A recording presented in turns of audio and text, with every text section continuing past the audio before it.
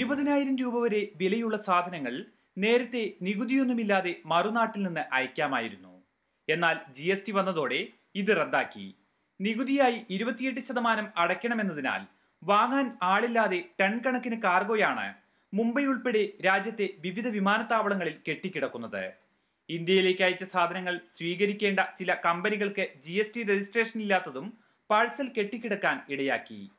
ചരക്ക് സേവന നികുതി വരുന്നതിനു മുൻപ് കയറ്റുമതി ചെയ്യേണ്ട സാധനങ്ങളുടെ ബില്ല് വിമാനത്താവള കസ്റ്റംസ് വെബ്സൈറ്റിൽ നൽകിയാൽ 2 മണിക്കൂറിനകം ക്ലിയറൻസ് ലഭിച്ചിരുന്നെങ്കിൽ ഇപ്പോൾ വേണ്ടിവരുന്നത് 2 ദിവസത്തിലധികം.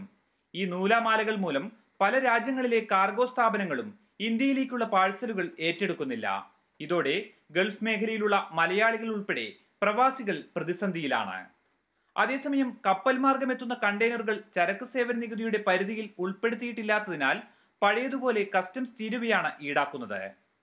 മാതൃഭൂമി ന്യൂസ്, മുംബൈ.